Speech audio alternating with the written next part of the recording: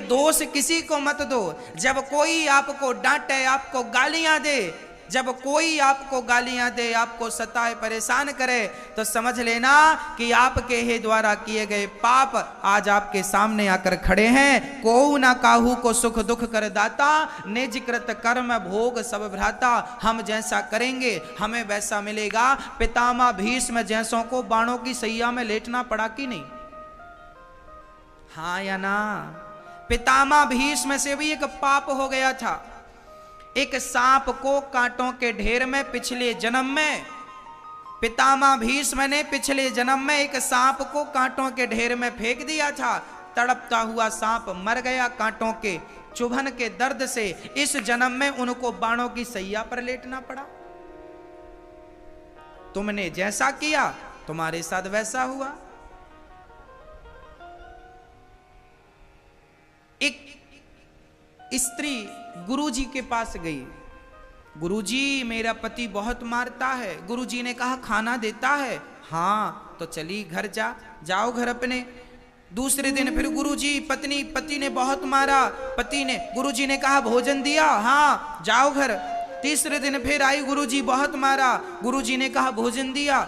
हाँ। जाओ घर। बोली नहीं जाऊंगी, आप रोज घर भेज देते हो। बताओ मेरे पति ने मुझे क्यों मारा? मैं तो देवता मानती हूं, उसकी आरती उतारती हूं, उसके साथ अच्छा करती हूं, वो मुझे मारता क्यों है?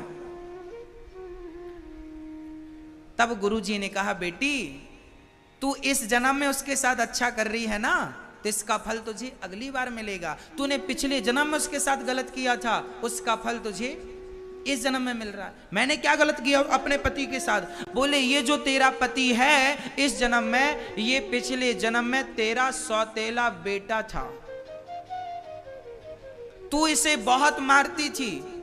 तेरा बेटा सौतेला बेटा था, इसकी मां मर गई थी। तू इसके पिता के घर दूसरी पत्नी बनकर आई और इस पर तूने जो जुल्म ढाए थे ना, हाथ बांधकर तू गरम पत्थर पर लिटा देती थी।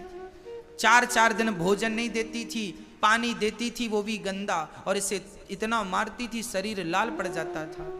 और तूने इतना सताया कि तेरे मारने से ये मर गया। इस जन्म में वही तेरा पति बनकर आया है और तेरे एक एक थप्पड़ का तेरे से हिसाब ले रहा है। ये तो भगवान का धन्यवाद दे कि तूने उसे खाना नहीं दिया था पिछले जन्म में। कम से कम तेरा पति तुझे पेट भर भोजन तो दे रहा है, तुझे तो धन्यवाद देना चाहिए। आपको क्या लगता है, आपको कोई दुखी क्यों कर रहा है? आप कोई दुखी क्यों कर रहा है? आपको दुख क्यों मिल रहा है? क्यों? आपके ही कर्म आपको दुखी करते हैं। इसलिए आरोप प्रत्यारोप ना करें कि तेरे कारण दुख मिला, इसके कारण ना, हमारे अपने कर्मों से ही हमें पीड़ा उत्पन्न होती है, कष्ट प्राप्त होता है। इसलिए आप जीवन में कहते हैं ना, पेड़ बोए बबूल का, तो आम कहां से आए? आम जो बोया है वही तो काटोगे ना। इसलिए आप अच्छा करेंगे तो आपके साथ अच्छा। और गीता में भगवान ने कहा,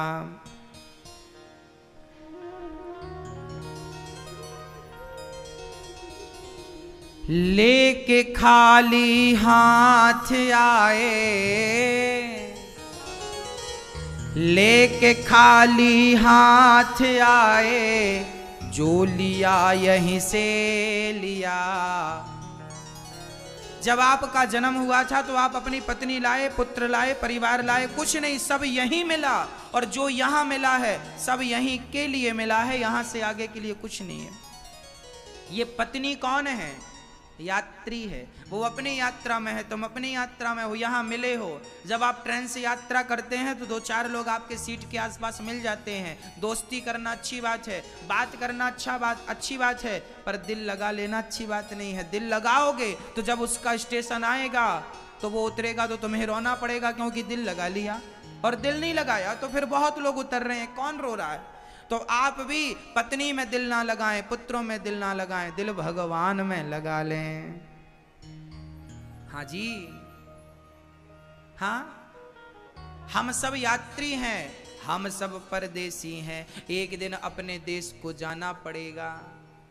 परदेसियों से ना अखियां मिलाना, आपकी पत्नी परदेसी है और आपका पति भी परदेसी है। एक दिन वो अपने रास्ते जाएगी, तुम अपने रास्ते जाओगे। परदेसियों से ना अखियां मिलाना, परदेसियों को है एक दिन जाना, परदेसियों से ना अखियां। हम सब परदेसी हैं और इनसे प्रेम करोगे तो सिर्फ रोना मिलेगा। हाँ मैया जी, आप लोग ना नाती मेरा नाती मेरा नाती, बूढ़ी बूढ़ी माँ इस चक्कर में नहीं मरती कि मैं मर गई तो मेरे नाती का ख्याल कौन रखेगा। अरे तुम मरो, वो पल बढ़ जाएगा, तुम परेशान मत हो। ये माताएं भी कहाँ कहाँ दिमाग लगाती है। हम तो चले परदेस, हम परदेसी हो गए, छूटा अपना देश, हम परदेसी हो गए। ये गलियां पथ पनघट ये पंछी, बरसों पुराना बरसों पुराना। कल तक थे सब अपने, अब लगता है बेगाना, बदला जग ने भेष, बदला जग ने भेष, हम परदेसी हो गए। हम सब परदेसी, आज ना सही यात्रा पूरी होनी ही है। इसलिए आप किसी से दिल ना लगाएं, दिल भगवान में लगाएं, मन भगवान में लगाएं। जितना लगाना था दुनिया में लगा दिया, बस करो भाई, कितना लगाओगे। हाँ, बचा हुआ समय जीवन भगवान में लगा लो, नहीं तो खाली हाथ रह जाएगा। मीराबाई कहती हैं राम नाम का धन पालो। और हम एक बार हमारे एक गुरुजन कथा में सुना रहे थे, उन्होंने कहा एक माँ कथा में आई, उन्होंने अपने बारे में बताया। एक मैया को सपना आया, उस माँ का कोई नहीं था, कोई नहीं था। उस माँ को एक सपना आया कि तू मर गई है और तेरा सारा धन लोग लूट रहे हैं। सच्ची बात तो यह है कि आपके मरने का इंतजार कर रहे हैं लोग, कब आप मरें और कब आपके धन को लोग लूटें। आप माताएं वो मोटी मोटी चांदी की पाँव में पहनती ना, पुराने जमाने की माताएं। हाँ, यदि दो बहुएं हैं ना तो दोनों की नजर रहती है। सारी बहुओं के बारे में नहीं बोल रहा हूं, पर बहुत सारी बहुएं नजर रखती हैं। सास ये दोनों हमें दे जाए तो बढ़िया काम बने, और या फिर दोनों बहुएं बांट लेती हैं कि एक पांव का तुम रख लेना, एक पांव का हम। एक बार तो सास मर गई और पांव में मोटी मोटी चांदी की वही पड़ी थी, अब लगे उतारने, उतरे ही ना। इस चक्कर में अर्थी रुक गई, यात्रा रुक गई। रुको भाई, अभी पांव की वो उतार तो लें। किसी ने कहा अब यहां देखो उतर नहीं रहे हैं, तो एक काम करो, जब सांस जल जाएगी तो बच जाएगा तो उठा के ले आना। क्या करोगे, उतर ही नहीं रही, पांव तो काट नहीं सकते। उतरी नहीं साहब, ऐसा लॉक लगाया था। तो फिर वो शमशान से वापस लाई गई। तो दुनिया तो शमशान में भी तुम्हारा कोई सोना चांदी रह जाए तो लोग वहां से भी उठवा लेते हैं। इसलिए जो है आपके पास उसका अपने हाथ से दान पुण्य कर दीजिए, अर्थात सदुपयोग कर दीजिए। एक मैया ने सपना देखा कि मैं मर गई तो सब लोग लूट रहे हैं। सवेरे जागी तो उसने खूब दान पुण्य करना शुरू किया। सबसे बड़ा दान क्या है? अन्नदान। आपने दान किया रोटी, तो आपकी रोटी कोई खाएगा, उसके पेट पे वो रोटी जाएगी और वो भगवान का नाम जपेगा तो उसके द्वारा जपा हुआ नाम वो आपको फल देगा, क्योंकि आपकी रोटी अभी उसके पेट में है। भगवान ने अजामिल के बाद चित्रकेतु नाम का वो राजा, जिसका अज्ञान उनके ही पुत्र ने दूर किया, वही वृत्तासुर बने और आज इंद्र के हाथों मुक्ति हुई। एक बार भगवान की भक्ति प्रहलाद जी ने की। प्रहलाद जी बहुत छोटे थे। जब जब हो ये धर्म की हानि, बाढ़ असुर अधम अभिमानी। तब तब धरी प्रभु विविध शरीरा। यदा देवेषु वेदेषु गौसु विप्रेषु साधुषु धर्मे मयि च विद्वेषः सवा आयु विनश्यति। भगवान तब तब अवतार लेते हैं जब जब भक्तों पर कोई अत्याचार करता है। प्रहलाद नाम के एक बहुत अच्छे भक्त थे। छोटी सी उम्र थी, 5 वर्ष की एज थी। इनके दुश्मन कोई बाहर के लोग नहीं थे, इनके दुश्मन स्वयं के पिता थे। पिताजी कहते तुम भक्ति क्यों कर रहे हो, तुम्हारा तो मैं ही भगवान हूं। तब प्रहलाद जी समझाते पिताजी आपने अहंकारवश अपने आप को भगवान माना है, आप हैं नहीं, भगवान तो भगवान है। प्रहलाद जी बहुत समझाते। हिरण्यकश्यपु बहुत बिगड़ गया। हिरण्यकश्यपु ने प्रहलाद को अब मारने का षड्यंत्र चालू कर दिया कि ये तो मेरी थू थू करवा रहा है समाज में, सब मेरे डर से मेरी भक्ति कर रहे हैं और मेरा ही बेटा भगवान में लगा है। अच्छा, हिरण्यकश्यपु भगवान को दुश्मन मानता था। आज भी समाज में ऐसे लोग मिल जाएंगे आपको, हिरण्यकश्यपु जैसे, जो भगवान को नहीं मानते और भगवान की निंदा करते हैं, बुराई करते हैं। परंतु आपको प्रहलाद बनना है। कितना भी जीवन में संघर्ष करना पड़े, पर भगवान से मन हिलना डुलना नहीं चाहिए। प्रहलाद जी के पिता इन्हें मारने के लिए एक बार पहाड़ से फेंकते हैं। बहुत ऊंचाई से प्रहलाद को फेंक दिया। जब प्रहलाद को फेंका पहाड़ से, तो प्रहलाद कहते हैं पिताजी से, पिताजी जिस भगवान ने मां के गर्भ में मरने नहीं दिया, यदि वो बचाएगा तो पहाड़ से फेंक दो, वो चाहेगा तो मरूंगा नहीं। फेंक दिया। भगवान ने अपनी गोद में प्रहलाद को धारण कर लिया। कई बार आप भी मरते मरते बचते हैं। हाँ, मर ही क्यों नहीं गए, बचे क्यों? कारण था आपने जीवन में कभी कोई पुण्य किया होगा, आज वो पुण्य आपके आड़े आ गया, अर्थात उसने आपकी रक्षा की। हाँ, प्रहलाद जी की भक्ति भला कैसे मरने देती। हिरण्यकश्यपु की एक बहन थी, नाम था होलिका। उसे वरदान था कि आग जलाएगी नहीं। उसे वरदान इसलिए दिया था कि कोई आग में जल रहा हो तो तुम उसे बचा लेना, पर इसने अपने वरदान का दुरुपयोग किया। प्रहलाद को गोद में लेकर बैठ गई। पर जब भक्त की भक्ति पक्की होती है ना, तो होलिका जिसे ना जलने का वरदान था, जब उसने अपने पराक्रम का दुरुपयोग किया तो वही आग उसे जलाकर भस्म करती है। और प्रहलाद जी बच गए। आज भी होली का त्योहार मनाकर हम प्रहलाद का दर्शन करते हैं।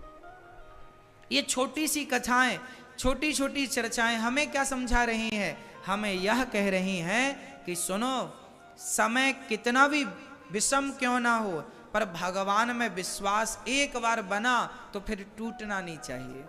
कोई आग में भी हमें फेंक दे तो विश्वास ना टूटे। कोई पहाड़ से फेंक दे, कोई हमसे कहे कि तुम भगवान का नाम छोड़ दो, भगवान की कथा सुनाना छोड़ दो, भगवान से विश्वास करना छोड़ दो, भगवान से प्रेम करना छोड़ दो, हम तुम्हें ये देंगे, तो क्या आप छोड़ सकते हैं? हाँ, किसी भी हाल में भगवान की भक्ति ना छूटे। प्रहलाद को फेंक दिया, पर प्रहलाद ने छोड़ा नहीं, सांपों के बीच में रखा। प्रहलाद जी ने भजन नहीं छोड़ा। अंत में हिरण्यकश्यपु ने अपने बेटे को पढ़ने के लिए भेजा, और जब संडामर्क ने पढ़ा कर भेजा तो प्रहलाद जी से हिरण्यकश्यपु ने कहा, आपने क्या पढ़ाई की, हमें बताओ, क्या पढ़ा इतने दिन में? तब प्रहलाद जी ने कहा, मैंने 9 बातें बढ़िया बढ़िया सीखी हैं। मैया जी, भक्ति कितने प्रकार की होती है आपको विदित है? बताइए मैया जी। ओ मेरी माँ, बताओ भक्ति कितने प्रकार की होती है? बोलो बेटा, कितने प्रकार की होती है? कितने प्रकार की? भक्ति 9 प्रकार की होती है। आपको पता है ना या नहीं? पता है? अच्छी बात है, हमें पता होना चाहिए। आज आप लोग अपने बच्चों को बताते नहीं हैं अपने धर्म के बारे में, ना तो गीता के बारे में कुछ बताते, ना तो रामायण के बारे में। जब बताएंगे ही नहीं तो संस्कार कहां से बनेंगे? पहली भक्ति क्या है? श्रवणम, कथा सुनना। 9 भक्ति है, 9 में से पहली भक्ति है कथा सुनना।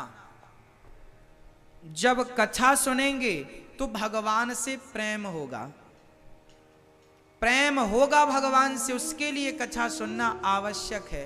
पहली भक्ति कथा श्रवण करना। दूसरी भक्ति कीर्तन करना। श्रवणम कीर्तनम। आप कथा सुनिए और घर पे आधा घंटा रोज कीर्तन करिए। अच्छा, आप में से कितने घरों में रोज कीर्तन होता है? बताइए, कितने घरों में रोज कीर्तन होता है? हमें बताइए। आप मैया जी, आपके घर में कीर्तन होता है? नहीं होता आपके घर में? दादाजी, आपके घर में होता है? नहीं। क्यों नहीं करते? आप पूजा करते हैं। पूजा अलग है, कीर्तन अलग है। पाठ पूजा अलग, पाठ अलग, अर्चन अलग, बंदन अलग, कीर्तन अलग, सब्जेक्ट ही अलग है। 9 भक्ति कौन कौन सी हैं? बहुत ध्यान से। यही भक्ति शबरी ने, राम ने शबरी से यही बातें कही थी। आपके घर में रोज कीर्तन होना आवश्यक है। आप लोग भजन और कीर्तन, भजन अलग विषय है। कई लोग ना भजन गाते हैं। भजन अलग है और कीर्तन अलग है। भजन क्या है और कीर्तन क्या है, मैं दोनों आपको बताऊं। जैसे हम लोग गाते हैं ना, हम लोग गाते हैं, कुछ भी भजन गाते हैं, राधे राधे जप चले आएंगे बिहारी। हाँ, हम लोग कोई भी भजन गा लेते हैं। सीताराम सीताराम सीताराम कहिए, जाहि विधि रखे राम ताहि विधि रहिए। हम कोई भी भजन गाएं, ये भजन है। कीर्तन क्या है? कीर्तन है श्रीमन नारायण नारायण नारायण, भजमन नारायण नारायण नारायण, श्रीमन नारायण। श्री कृष्ण गोविंद हरे मुरारी, हे नाथ नारायण वासुदेव। हाँ, ये कीर्तन है। तो भजन भी गाएं पर कीर्तन करें घर में। कीर्तन रोज आधा। चैतन्य महाप्रभु क्या करते थे? हरे राम राम राम हरे हरे, हरे कृष्ण कृष्ण कृष्ण हरे। यही तो महाकीर्तन करते थे। हनुमान जी क्या करते थे?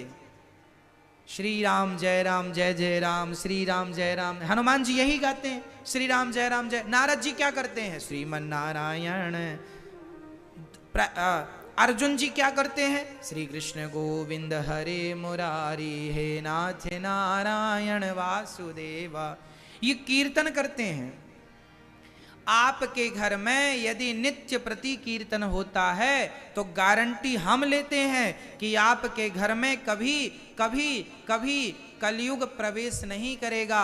घर में कभी अशांति नहीं होगी, कभी कोई बात बिगड़ेगी नहीं, और घर में आनंद का, समृद्धि का माहौल रहेगा। ना तो धन आने में कोई कमी होगी, ना सुख शांति और समृद्धि में कोई कमी होगी। अच्छा, मुझे एक बात बताओ, आप रास्ते से जा रहे थे, तभी आपको मन हुआ कि रुकना है। गर्मी थी, चारों तरफ धूप थी, आगे एक आम का पेड़ था, बढ़िया छाया थी। आप कहाँ खड़े होना पसंद करेंगे? धूप में या छाया में? छाया में, स्वाभाविक सी बात है। अच्छा, छाया में जब खड़े होते हैं ना, तो छाया में गर्मी का प्रभाव कम होता है, धूप में गर्मी का प्रभाव ज्यादा होता है। उसी प्रकार जहां जहां निंदा है, चुगली है, जुआ है, शराब है, कपट है, छल है, निंदा, दुनिया की बकवासें हैं, वहां कलयुग का प्रभाव ज्यादा है। पर जहां भगवान का नाम और भगवान का कीर्तन है, भगवान की कथा है, वहां कलयुग का प्रभाव वैसे ही कम है जैसे पेड़ की छांव में गर्मी का प्रभाव कम है। गर्मी के समय आप अपने कमरे में एसी चालू करके पड़े हैं तो आपके कमरे में तो गर्मी का कोई प्रभाव नहीं होगा। टेम्परेचर कम कर लेंगे तो और कंबल ओढ़ना पड़ जाएगा नवतपा में भी। गर्मी का प्रभाव वहां है जहां एसी की हवा नहीं है। जहां एसी की हवा है वहां गर्मी का कोई प्रभाव नहीं। उसी प्रकार जहां कीर्तन की हवा है वहां कलयुग का कोई प्रभाव नहीं पड़ता। आप कलयुग के प्रभाव से बच सकते हैं, आप दुनिया की नेगेटिविटी से बच सकते हैं यदि रोज कीर्तन करते हैं तो। इसलिए हम सनातनियों के घर में रोज कीर्तन होना अति आवश्यक है। आधा घंटा, 1 घंटा समय निकालकर खूब प्रेम से भगवान का नाम जपो। कथा सुनना पहली भक्ति है, कीर्तन करना दूसरी भक्ति है। श्रवणम कीर्तनम विष्णु स्मरणम, भगवान का स्मरण करना तीसरी भक्ति है। भगवान की तीसरी भक्ति क्या है? स्मरण।